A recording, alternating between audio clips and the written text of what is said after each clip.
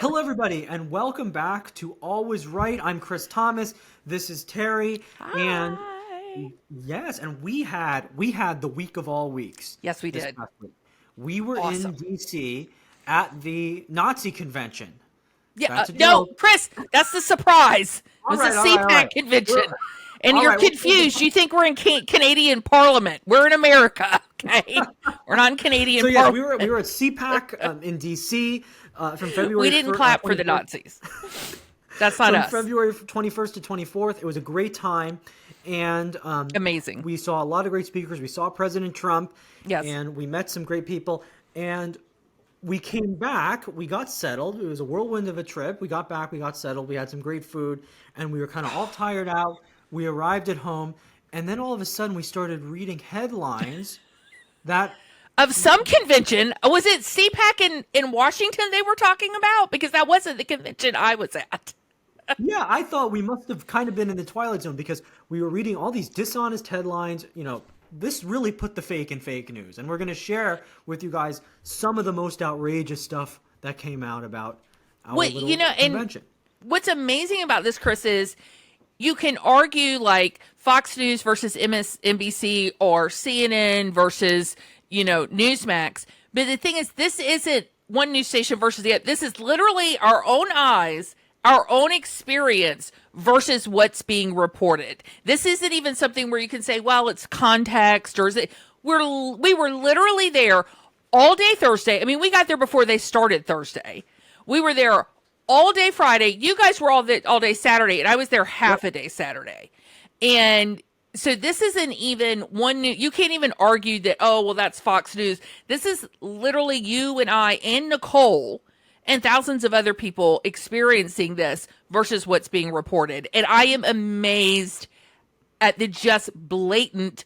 There is more bullshit coming out of MSNBC about this conference than there is human shit in San Francisco on the streets. That's how That's a soundbite right there.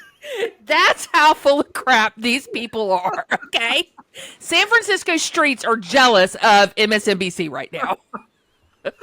Love it. We're going to clip this. This is going on as a promo. That's okay. fine. Love it. So let's take a look for those of you who maybe aren't good on you if you're not reading MSNBC. I would say you're doing something right in life. Don't start. We're just showing you the tidbits here. We're giving you a reason not to start watching them. Well, we're showing you the stuff. We're showing you the parts of MSNBC that are entertaining, so you don't have to follow it yourself. So There you go. We're sacrificing for you. Exactly. So let's look at article number 1. This came out, let's see, on February 24th, 12:49 p.m. So this was on the last day of the convention, okay? So let's put that into perspective. This is before the convention was over. And this is the day that Trump spoke, and I think Carrie Lake spoke. But this was before Trump actually spoke. Because Okay. This says it was published at 12:49 p.m. EST. Oh, Trump yep. Okay, didn't speak until like after 2. He came on Yeah, it was late. like 2:30, I think. Yeah, Yeah, 2:30. Yeah, so their red meat didn't even get on stage yet at this point. Okay. So here's the headline. Nazis mingle openly at CPAC, spreading anti-Semitic conspiracy. With who? First of all,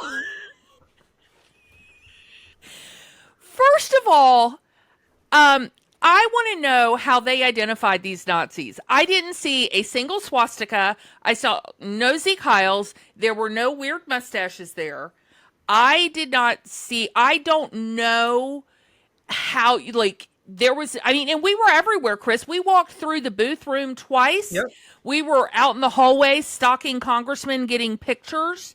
So I don't know where they were, but also I know that there were a ton of Israeli supporters there, people who supported Israel, and there were a ton of Jewish Americans there and Israeli Americans there.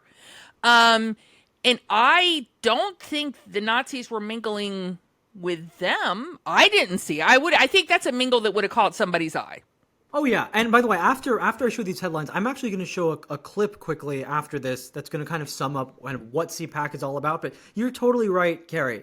We didn't see any Nazis, and they certainly weren't mingling openly. Maybe they were mingling openly with each other, but I even doubt that. Was this? I wonder if this was the people they were sitting with back in the press area, because they were quarantined off.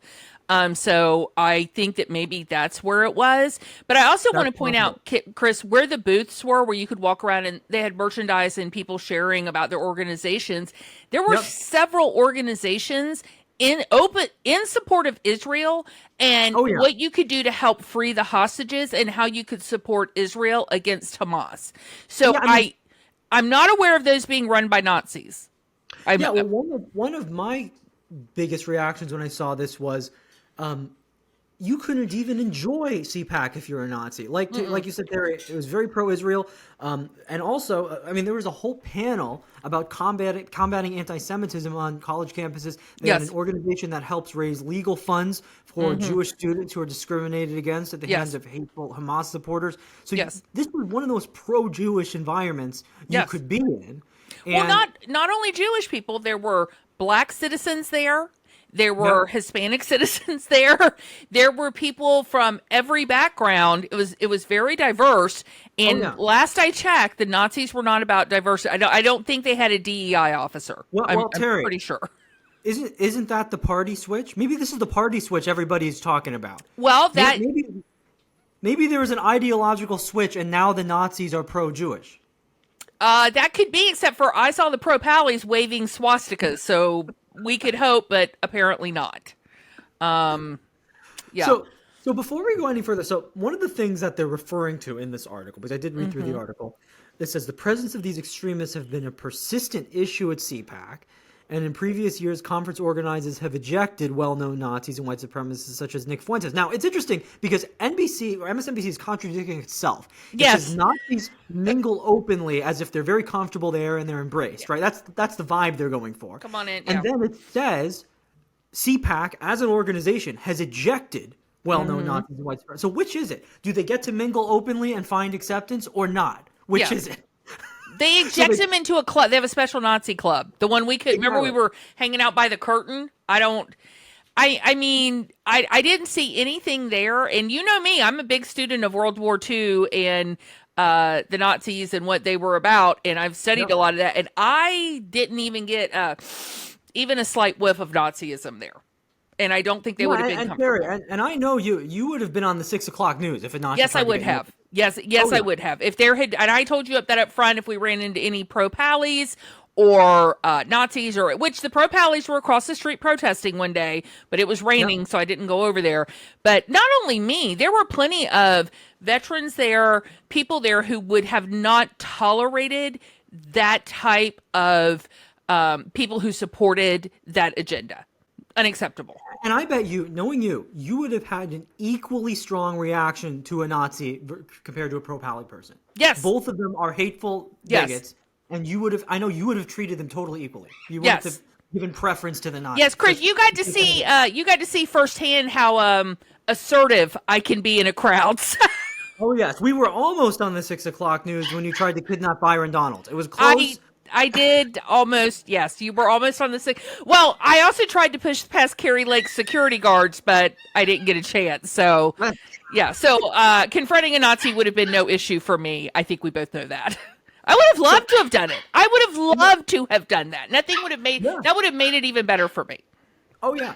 So people may ask, maybe not everybody has been to CPAC or knows much about CPAC, but there was one moment, and I'm actually going to play this clip. It was from the opening invocation at the beginning where CPAC chairman Matt Schlapp did a little introduction before the first speaker, and he talked about the 3 tenets that the board of directors of CPAC voted on. And I'm going to play this right now. It's very short, and let's see how Nazi-like these tenets are.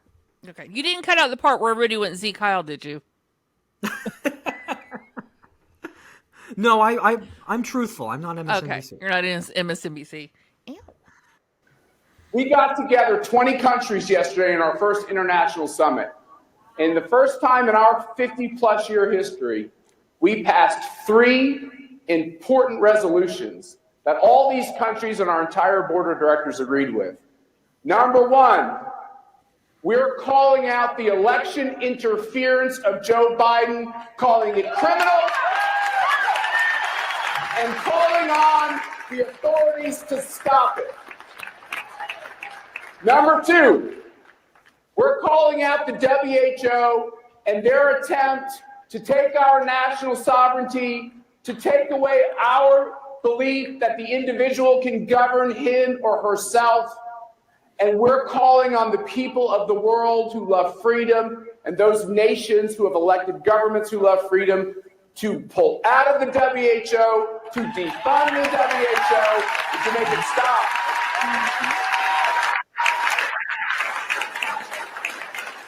And finally, CPAC stands foursquare with the people of Israel. There's the Nazism. All those Nazis clapping for It Israel, is right? outrageous. It is outrageous that too many people in the media, the Democratic Party and Joe Biden are trying to pull us in to a war in Europe. No talk of peace deals. No talk of sitting down. Okay, so that goes on. So what's the common theme amongst what he was saying? Freedom, supporting other individual countries that love responsibility. freedom. Yep, individual responsibility, and supporting our Jewish brethren. Yeah. Now, I've only read translations of Hitler's speeches, but I don't remember any translation that says we think, now this is, of course, was in history, that Jews should have their own state and we would support that. But I haven't read all his speeches, so I could have missed it, but I don't remember that.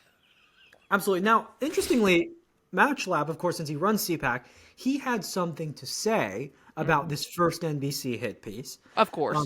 He released a statement. He said, quote, "We are pleased that our conference welcomes a wide array of conservative perspectives from people of different backgrounds, but we are concerned about the rise in anti-Semitic rhetoric or Jew hatred in our country and around the globe, whether it be in the corridors of power and academia or through the online rantings of bigots like Nick Fuentes." Or MSNBC. Or right. So again, that's not the statement of a Nazi. So interestingly, he released this statement, right? Mm-hmm. Then wait, did MSNBC apologize and admit they were wrong? Oh, Terry, you're too optimistic. Yes, I sorry. So 2 days I need after a drug test. I know you're losing it, Terry. I'm losing it. So MSNBC posted published a second hit piece in response to that statement, and I'm going to show that. Way to double down, MSNBC. Way to double down. So it says, oh wait, hold on. White supremacist right is. wait, hold on. Wait, I'm trying to find the. Okay. This was published. I'll cut that middle part out. Mm-hmm. This was published February 26th, 2024 at 6 p.m. Nazis at CPAC is a frog in boiling water moment for the right. And then I started reading through this. It's a lot of repetition from the first article. Mm-hmm. And then they reference Matt Schlapp's statement here. CPAC's statements in response to NBC's reporting has not been comforting. So I guess they're alarmed that he's condemning Nazis? I guess. Again, this person was hanging out with the press. So if they met Nazis, they're in the press, right? So, I mean, I don't remember. There were a lot of people out doing interviews. We got interviewed 3 times. Yep. I don't remember MSNBC out interviewing in the walkway. I don't remember them down where all the booths were interviewing anybody. So if they were talking to Nazis, they were in the press area. Yeah. Yeah. I mean, that's what I can think of. So, you know, I mean, I talked to a ton of people. Chris, you know, I talked to a ton of people there. And look, I would think if anybody would feel comfortable trying to like test the Nazi waters, I mean, I am blonde hair, blue eyes, tall, pale skin. I am a Nazi's wet dream. So I would think they would be like, hey, you look like you would fit into our crowd.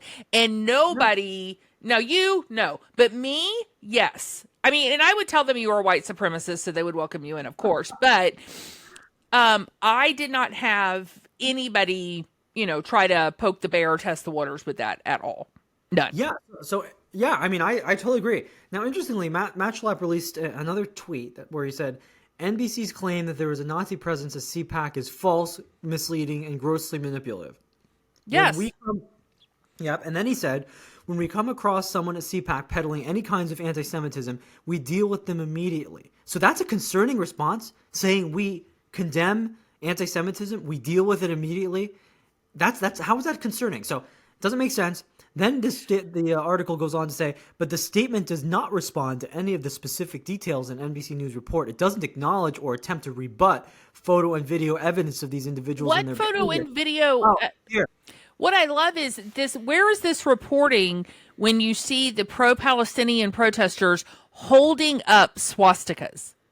I mean, they're literally holding up swastikas at the pro-Palestinian rallies, but your concern is at CPAC where they say Nazis are not welcome here and we would throw them out, but you're okay with the crowds embracing swastikas and chanting for Jews to be killed. That's not Nazism, Yep. but standing up and saying we support Israel. Everybody cheered and clapped. People that people stood up there and clapped when they said we firmly stand with and support Israel. The whole room stood up and clapped. That's where you're not comforted by. But the people out in the street waving around swastikas and screaming they want all Jews dead, that doesn't concern you. The way, if you read the headline of that MSNBC piece, it sounds like there were booth setups, trying to get Hitler Youth going. Yeah, exactly. Trying to get the Hitler Youth. Sign your kid up for a Hitler summer camp, and we'll teach you how to build a gas chamber. I mean, and that there were speakers on stage pushing Nazi propaganda. So moving on, I want to move on to one of the second big stories here, and this is something that I don't know if you guys follow my wife on TikTok. I do. Yes, I know. That's so kind of you, Terry. Yes. But one of her heroes is the Michael Knowles of the Daily Wire. If you're listening, Michael, hello. I don't have quite the crush on you that my wife does, but I'm a big fan. We're both big fans. Right. And of course, last year, we know what happened last year in 2023 CPAC. He made the statement, we must eradicate transgenderism must be eradicated from public life, referring to the ideology, the very harmful and destructive false ideology of transgenderism. And of course, he had a million hit pieces written about him that he was advocating for the genocide of transgender people, which was not what he was saying. I mean, I think the thing, Michael Knowles knows he's a little bit inflammatory. He knows what he's doing. He knows what he's doing. But they twisted his words on purpose, quite dishonestly. And this speech was actually a lot tamer than last year's speech. He didn't really target any group. In fact, most of his speech was about kind of the philosophical differences in worldview between liberals and conservatives. And it was more on a broad level. He touched on a few things. There was maybe a total of 30 seconds out of the 14 minutes he spoke where he spoke at all about anything LGBT. Yes. Yet, of course, we wake up the next morning, right? I mean, we knew. I don't even think we had to wait till that morning. Wasn't there something that night? Yeah, I mean, there was stuff here. So one of the main pieces I was looking at, speaking of fake news, was this headline: Michael Knowles targets trans people and LGBTQ plus families in CPAC address. Sure, he didn't. I didn't hear that one. Did he have two speeches?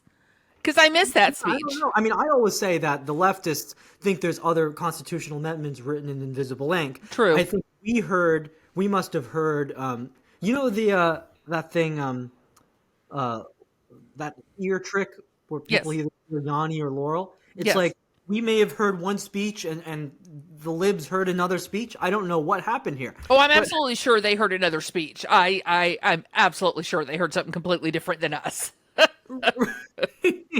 Now, I will say he touched on same-sex. I'm actually going to play what he says here because he touched on same-sex marriage, which obviously the mainstream conservative Christian point of view would be that marriage is a union of a man and woman before God, and it's a religious ceremony. So even if you believe in the legality of civil unions and the right for gay people to congregate and be a couple, it's just not marriage by that definition. So let's see what Michael Knowles said that was so evil this time. He's an evil little man. And he was little. We're going to He talk about that. was. I was shocked. So like I said, I could have slung him over my shoulder and carried him. I mean, so we're gonna tell the story about how little he was right after the clip. Nicole's future husband, if things work out. Or don't work out. I'm sorry, if things don't work out. They really believe that they are masters of the universe. They think they're gods who create the world anew through the power of their words. But they aren't, and they can't.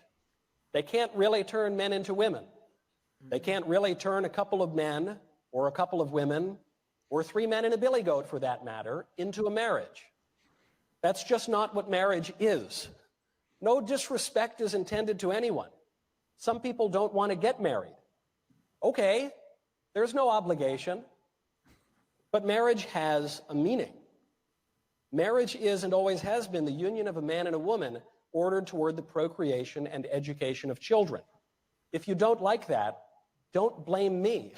I didn't set the rules. It wasn't the mean old conservatives who did this. How scandalous! Right? I feel more evil for having listened to. Wait, was Michael Knowles the Nazi that was there? I'm what? Look, marriage is and always has been a religious institution, right? And what he's saying. Look, I'm for if same-sex couples want to be married, whoever, that's fine. My issue has always been you cannot make the church recognize or perform these ceremonies, right?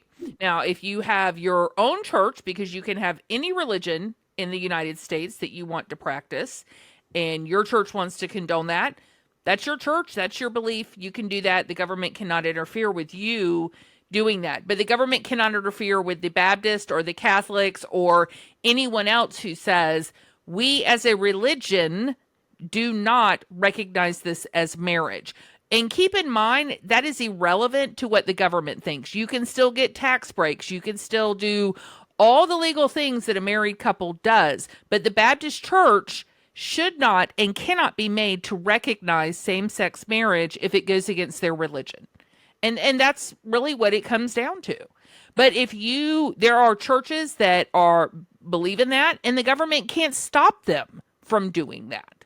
So I get where Michael Knowles, he is a Catholic. He is a very devout Catholic. Catholicism should not be forced to recognize this. And Michael Knowles he's very openly and loudly Catholic. It's not like he's never hidden this. This is not a new point of view. That's uncharted waters for conservatism. So it's kind of wild that, I mean, this debate over marriage has been going on for decades.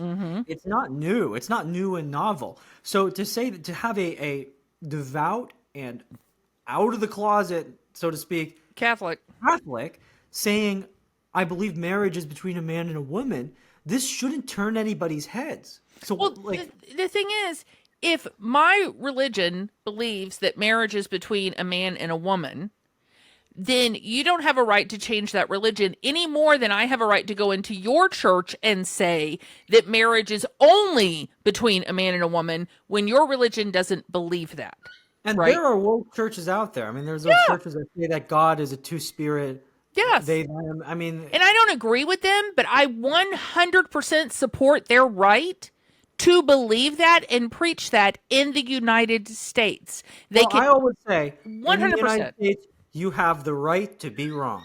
Yes. And you don't have to be punished for being wrong. No. And that's the great thing. Yes. And if somebody tried to sue that church, shut that church down, do anything, I would be opposed to that 1,000%. You have the right to practice your religion here. And if your religion says that we are going to do marriages in our church and recognize 2 men, 2 women, 2 men and a bill, whatever, that's your religion. But you don't have the right to make my religion recognize that or Catholicism recognize that.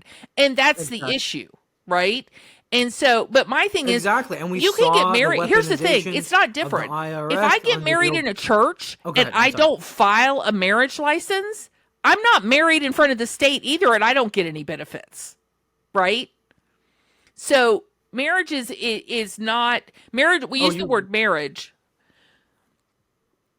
but really, you still have to file with the state regardless of who you are. Does that make sense? Exactly. Yeah. Exactly. Yeah. So, I mean, like in your case, Nicole is married because she's Catholic, but you're not because you're an agnostic. We'll see. We'll see how much longer that lasts because these people are pushing it. Well, yeah, we'll see.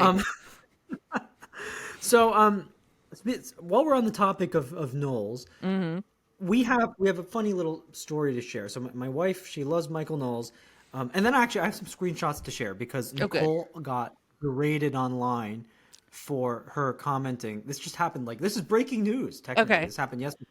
I have to show this will be shocking to you. But Now Nicole really wanted to meet Nicole really wanted to meet Michael Knowles. She made him a Trump Reputation era T-shirt, which is on sale. I'll put the link in the video. Yep. Buy it. And that was one of our big goals, was to meet Michael Knowles. Yes. And it almost didn't happen. Terry, do you want to tell us like how by the skin of our teeth we managed? Well, to meet it's him? because of me, so I'm going to take full credit for it. Also, I told you guys I would push through any crowd to try and meet anybody. So I wanted to go out and take a little break. And I went out and it was chilly.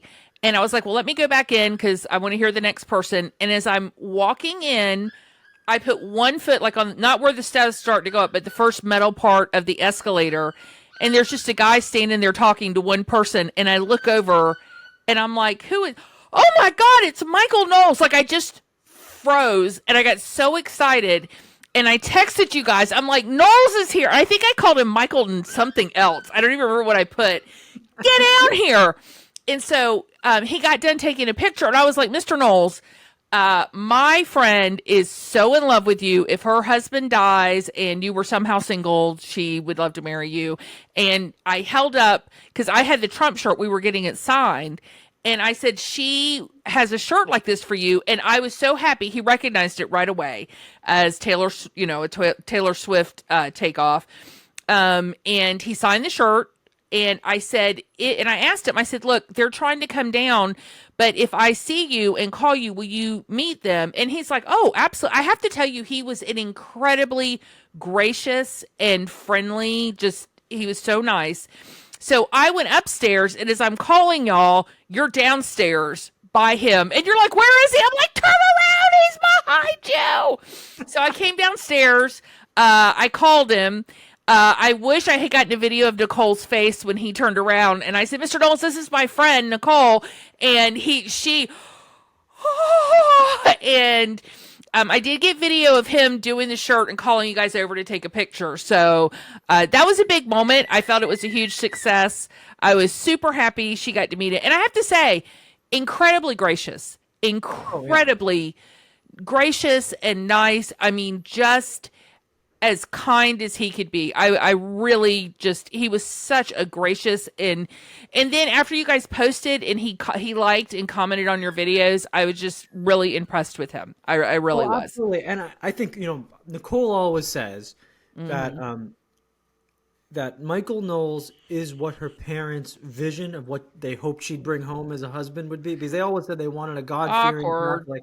I know, they always said we wanted a God-fearing Catholic man who's going to be a gentleman, and that's Knowles.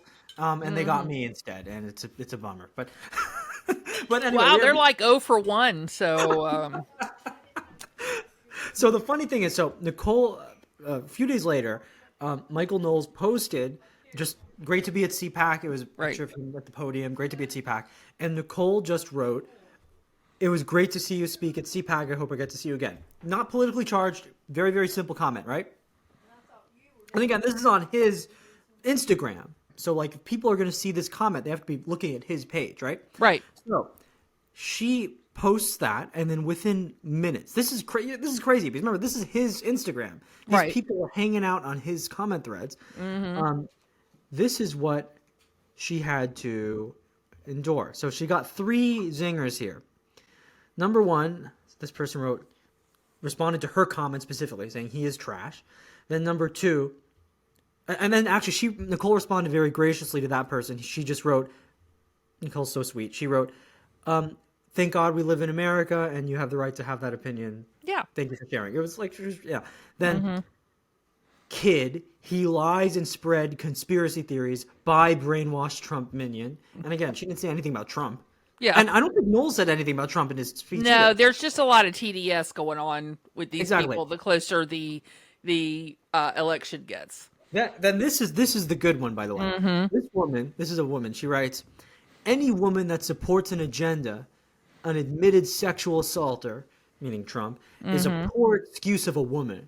Before you try the libtard stuff, I am a registered Republican, but the old school kind, not Russia Nazi sympathizer. The furthest thing you are is a patriot and a poor excuse of a woman. Now bye.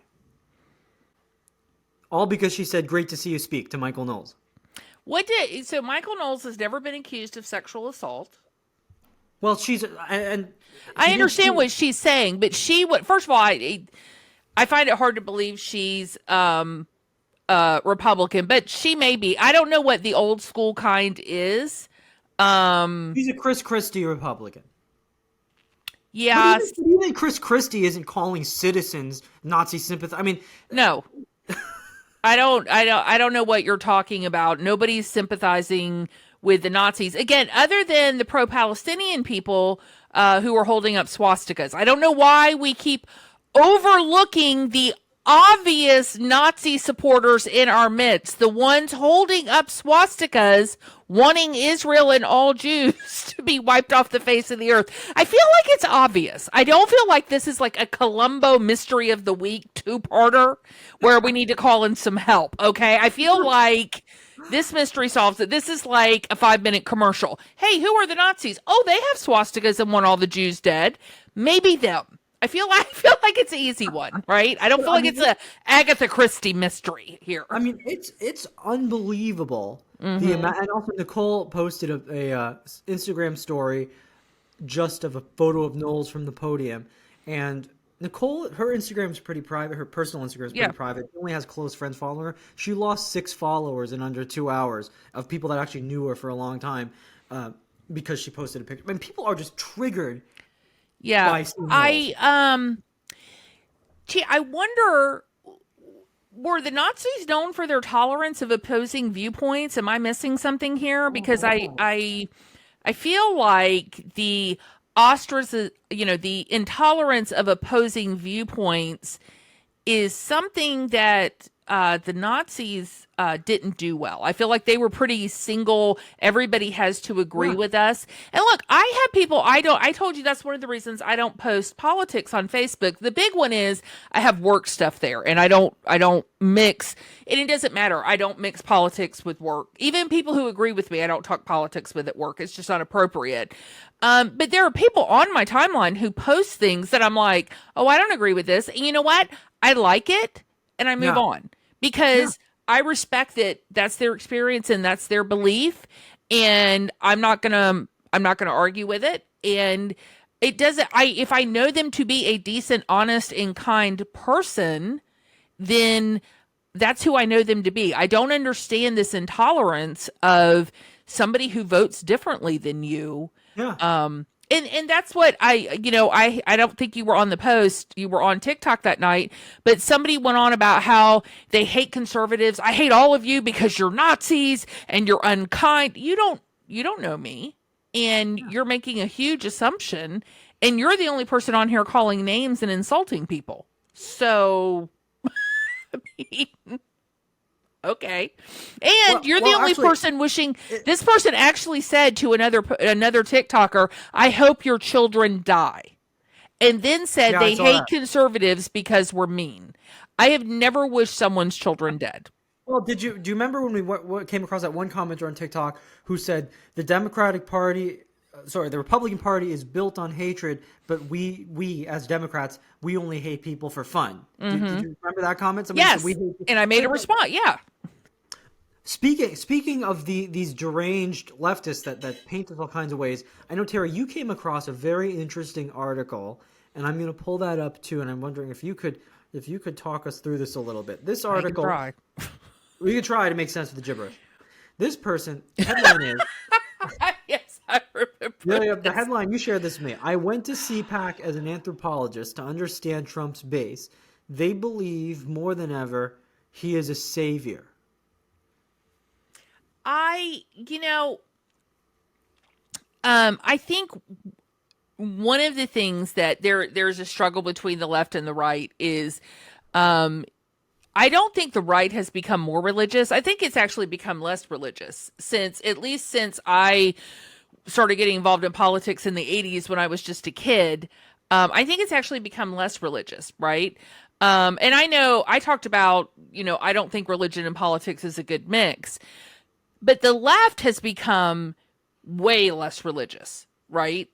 Oh, And yeah. and so I think they look at people who are Christians and they put everything in that that they're looking for a savior, or they need someone to help them, or they want someone to take care of them.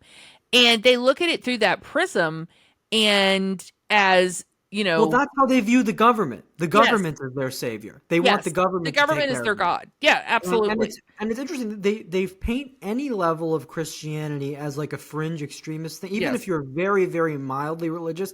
I don't know if you saw on NBC. We can talk about it maybe at length on another podcast episode, where they were saying that Christian nationalists believe that our rights are inalienable and come from God and aren't Yes. man-made.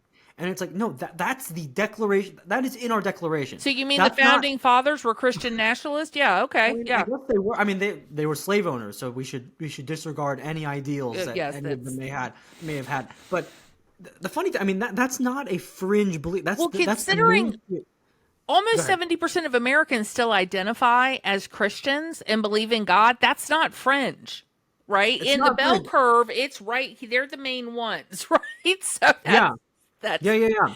yeah. So interesting. I when I was reading through this, because you sent this my way, Terry, and I was reading through this, and their quote unquote evidence for Trump being our savior was that people wore Trump merch.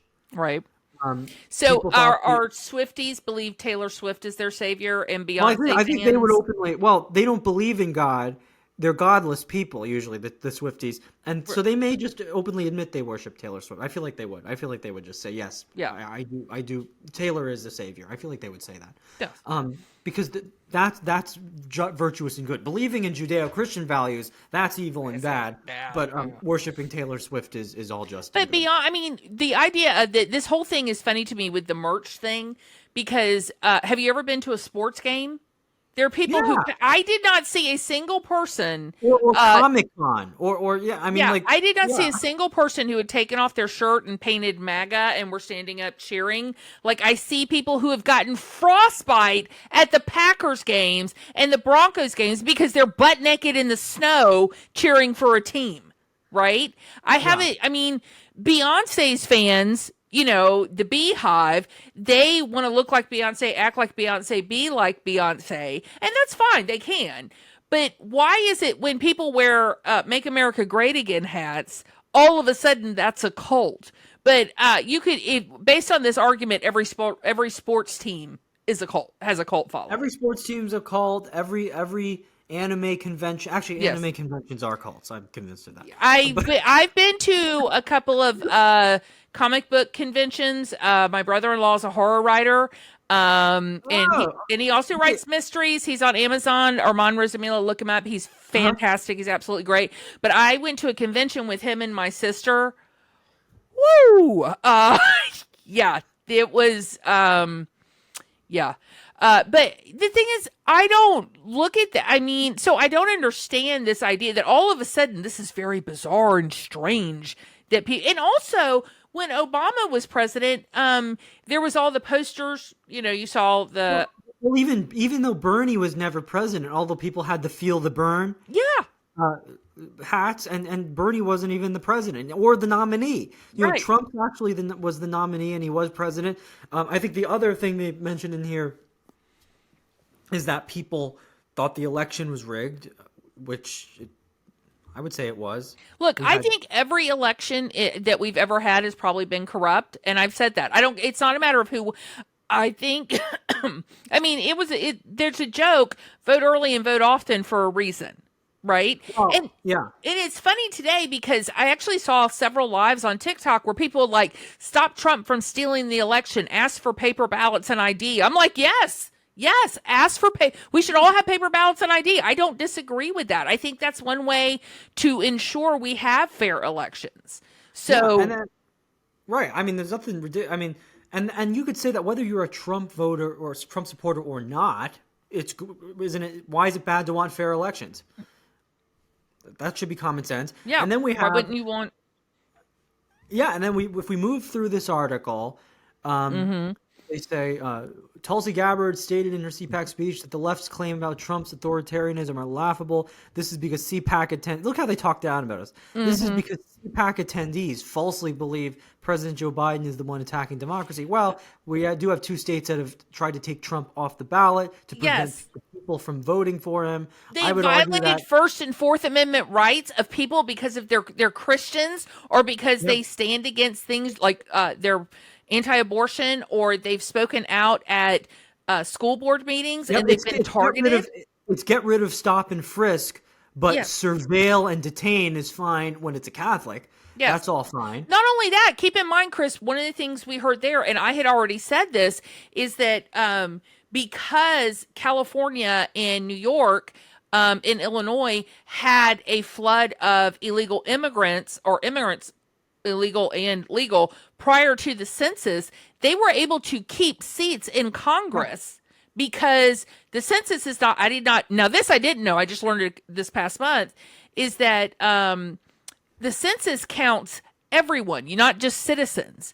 And California would be down 5 seats, which means 5 electoral votes as well. Or I think 5. Yeah, they would be down electoral votes if they did not count the immigrants in the state.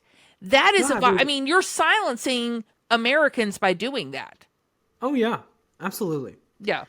Now, and how many people? We had the Jan 6 people, which we're going to try and get an interview with the woman, where they've had people locked up for 3 years with no trial. They have a right to a speedy trial, denied them the right to see their family, put them in solitary. They don't even do that to gang members and murderers.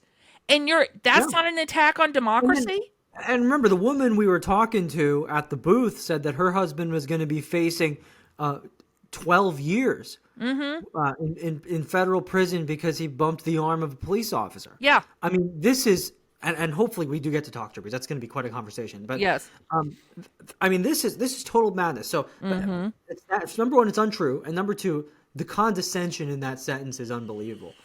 Now, this person this anthropologist, and Tulsi Gabbard was brilliant. I would pay any amount of money. I would pay a full month's salary to see her debate Kamala Harris. That would be 100%. Oh my God, I would love it. Oh my God, that would be amazing. We may see it. It would be amazing. That would be the best. So there were 3 main takeaways from this quote-unquote anthropologist about why Trump is a savior to us. Number 1, he writes, there's a Reagan dinner, but CPAC is Trump's party. Well, kind of. I mean, Trump is the nominee right now. Yes, and Biden is the Democrat Party. That's how nominees work. Yes. So the Reagan dinner, as anyone who knows this history of CPAC, that's always been the tradition at CPAC because Reagan is one of the faces of the conservative movement and helped build us to what we are now. And then currently Trump is the nominee. Yeah. I mean, this is not shocking. None of this is shocking. Number 2, there's a method to the madness. Many commentators and critics, including groups like the Southern Poverty Law Center, view CPAC as a frightening or bizarre gathering of white nationalists who have a nativist agenda. I love how they say white nationalists, like there was. Look at this. Commentators. Yeah. Hey, so this is my thing. I love how they say white nationalists, like there was no black citizens or Hispanic citizens or Asian citizens there, and there were, and I don't mean a few, right? Yeah. And I love how they just ignore that. Well, here, they're getting really bizarre here. In 2021, commentators said the CPAC stage was shaped like a famous Nazi design. Like, they say we're the conspiracy theorists, by the way? Yes. And they're writing this shit? I mean, give me a break. Right. And then we have some speakers, including Trump, have been known to regularly voice support for the white nationalism and right-wing extremism, including speakers who promote the false idea that there's a plot to replace the white population with immigrants. That's happening. I mean, I hate to be a conspiracy theorist, but it's exactly what you were talking about, Terry. They're gaining congressional seats by moving in, by having mass migration. Yeah. That's something we're observing and can be measured with data. And here's why I don't think it's necessarily they're like, oh, we're going to replace the white people. I don't think it's about race. It's not growing the party. It's not about white or. And there was there was a congresswoman in New York who said, I want more immigrants because otherwise we're going to get redistricted and I'm going to lose my seat. She literally said that. There is a video of a Democratic congresswoman said, I need immigrants in my district so I can hold on to my seat. So it's not about race, but it is about bringing in people who will vote for them and keep them in power and keep the districts in place. Yeah, and I fully believe that if the countries to our south were light-skinned countries but voted holistically liberally, we'd have the same issue. Yeah. It's not that they're brown-skinned and we're white-skinned. No, it has nothing to do with that. But of course, they have to paint us all as racist for their narrative to hold. Exactly, but it has nothing to do with race. Anybody who can come in and will support the Democratic Party, and keep in mind, these are coming from places that are socialist. Venezuela is now, well, they say socialist, they're a communist country. So the American right wing seems extreme to them. These are people who were socialist, right? Yeah. So liberalism, not leftism, seems very free to them, right? These are people who come from these countries who will accept that the government controls your life, the government provides everything to you, the government will take care of you, because this is where they come from. So this is an easy agenda to sell to people who come from a socialist country and background. Yeah, absolutely. Now, the third thing in this ridiculous piece is that they, of course, have to denigrate Trump even more. So they say, according to his base, Trump delivered on abortion by appointing Supreme Court justices who overturned Roe v. Wade. What does this mean, according to his base? That happened. Yes, that did happen. He nominated 3 Supreme Court justices, and they overturned Roe v. Wade. Are they gaslighting us into thinking that this didn't happen? Here's the thing that always kills me when people bring this up about, because remember, Ruth Bader Ginsburg, one of the most liberal justices on the court, said Roe v. Wade was a crap decision not based in the law. Ruth Bader Ginsburg said it was unconstitutional. Yeah. So it's not. Yeah, she said it went too far, and she wouldn't have written the opinion the way it was written had she been on the court. Right. You're absolutely right. But people won't. No, they won't pay attention to that. Yeah. But I mean, but like, what does the sentence even mean? According to his base, this happened? I mean, what does according that mean? to history, it happened. That's why people are mad. So. Exactly. They believe that, despite evidence of mixed results, Trump had wide successes at securing the border and creating. Well, first of all, there's no such thing as pure results. Every president has a mixed result. That's nothing new. And they're supposed to. That's how our Constitution is set up, so that nobody has complete power to do whatever they want. Exactly. And then they have this sentence. For example, during Trump's time as president, the U.S. economy lost nearly 3 million jobs. Well, the funny thing about that is because they're counting COVID, where everybody was out of a job. Yes. I mean, and then as you can see, when you look at Biden's posts, they're counting all the jobs made from the midst of the lockdowns to now. That's his job growth. That's but it's not. Economy. That's the economy returning to normal. But it's not, because keep in mind, if you go back and look, they adjust the job numbers down every month. Yeah. Right. So this isn't even accurate. If you go back there, it's not even close to what they've reported. Yeah. So I guess all in all, because according to our base, Roe v. Wade got overturned. I guess that didn't really happen. I guess it didn't happen. I guess Roe v. Wade's still going on. Yeah. Right. It's just, of course, so the Democrats are really living in la la land. They're running their campaigns as if Roe v. Wade was overturned, but apparently it wasn't. When did they start believing anything we said? I mean, look, if I had just known it was the Republican base going, hey, Roe v. Wade doesn't exist anymore, and that's all it took. You know what? I think, yeah, right. Imagine we just say one day Roe v. Wade. So all we have to do is say Roe v. Wade wasn't overturned and then it was, according to, I mean, I don't even understand this logic I anymore. don't. But so because we believe falsely, I guess, that Roe v. Yeah. Wade was overturned, we believe that there were some successes with the economy under Trump. The conclusion drawn is Trump believers think he is their savior. And also look how they word this. Trump believers. How Is he condescending fake? is this? Is Trump not real now? Is he? Yeah, it's like Santa Claus believers. It's like, Santa Claus. like He's not even real. We haven't scrambled. He's not even. here's the thing. If Trump isn't real, then these leftists with TDS are really mentally ill. Because they're flipping out about something that's not real. So I guess the fact that I purchased a house with a 1.9% interest rate and the people who just bought a house I sold had an 8.25% interest. That's all in our heads too. Well, Terry. That's all in our heads? Terry, you really paid a 9.1% interest rate, and you falsely believe, because you voted for Trump, you falsely believed it was 1.9. Because I believe in Trump. When Right, clearly because you he's believe not. in him. You believe he exists. You believe he's a man in the flesh. Yes. Instead of imaginary. Yes. And you believed it was that interest rate, even though it wasn't. Yes, that's probably true. Clearly, as you know, Chris, I've not always been a huge fan of Trump. I think he did a great job, but I wasn't always a fan of it. But I got to tell you, hearing his speech changed my mind. I am a Trump fan now because, and this is my fault for listening to the media, but what I found from his speech is he was funny. He was smart. He was focused. And what I liked a lot was he was very self-deprecating. You know, people talk about what a narcissist he is and how self-centered. He built everybody else up in that speech, and he was very self-deprecating. Yeah, he made fun of himself for being scared on the plane. Yes, and talked about how great the pilots were. Yeah, and he was really focused. But I found him to be very genuine.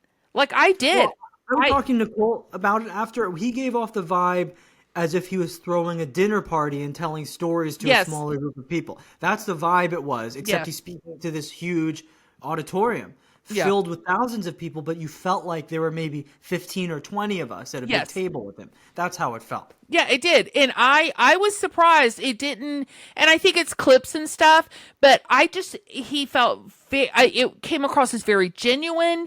He was so self-deprecating. He praised other people, which I think is a sign of a good leader.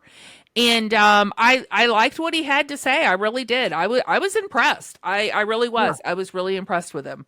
And I've never hated him. I thought he was a good president. But I thought, well, maybe there's somebody better to run, but I don't know that we have anybody better right now after listening to him. And I understand how he has crossed over and managed to have a mass appeal, because he really is in person, comes across very genuine. And that is something that is very hard to fake. Being genuine is very hard to fake. Well, yeah, absolutely. And if you're a true narcissist, that narcissism will shine through no matter how you're trying to act. Okay, so yeah, that's the lying leftist media, and I thought we would end on kind of a high note here and give some cool stuff to the audience. Carrie Lake was one of our speakers on the final day of CPAC, and she let the media have it. It was really, really great to watch. And I'm just going to play, it'll sum up kind of exactly how we feel about the media. Okay, I'm going to just grab my screen. I think they're brainwashed and insane. I mean... So I'll tell you, you guys back there, you lie about President Trump all the time. You have been on a point to the press mission to destroy the man who's fighting for us. 8-year mission. But the good news is, guys, I've got good news for you. Nobody is reading that garbage anymore.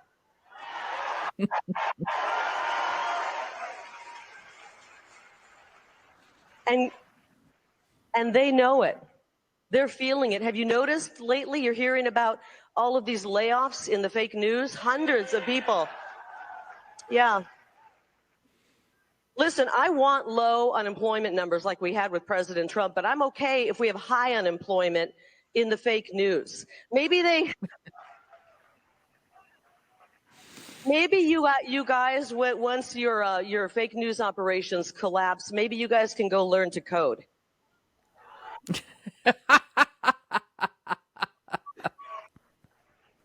They can learn to code. Under President Trump, we had a historic economy. So Yeah. there you go. Fake news. She's totally right. Yeah. And I'll add to what she said. Not only have they lied about President Trump, they lie about us. They lie about Yeah. we the people on a daily basis. On a daily basis. Yes. And I want to point to the broader implication, because I know we had a laugh about all these articles. This is scary stuff. When you have major media institutions villainizing a whole portion of the electorate, a big portion of the electorate, calling them Nazis, calling them fascists, gaslighting them, which really not even gaslighting conservatives. It's gaslighting liberals into believing Yes. conservatives are evil. Well, it's dehumanizing half of your citizenry, because if you can dehumanize them, then you can justify taking their rights away. And that's what it is. It's dehumanizing half of the citizens of this country and saying that because we're telling you they believe this, even though they don't, and villainizing them, it's okay to violate their free speech. It's okay to violate their Fourth Amendment rights. It's okay to take away their rights. And lock them up for 20 years. That's what they're doing. And that's why when I laugh when they're like, oh, conservatives are fascists. Nobody's dehumanizing liberals. We think you're all silly and now dangerous, but I would fight for your rights. I fight for, I believe you have the same rights as everyone. Versus a guy who told me online, the government has a right to keep people from saying dangerous things. No, they don't. No, they don't. They can't yell fire in a theater, but if I want to get online and say Biden's a nut job, that's not dangerous. That's my right. Even when you are talking about speech that harms people, for the most part, except for very extreme circumstances, when somebody says something, untrue or damaging about somebody else, you're entitled to the consequence of that speech in the form of damages and payments. But you don't imprison the person that defamed the other person. Correct.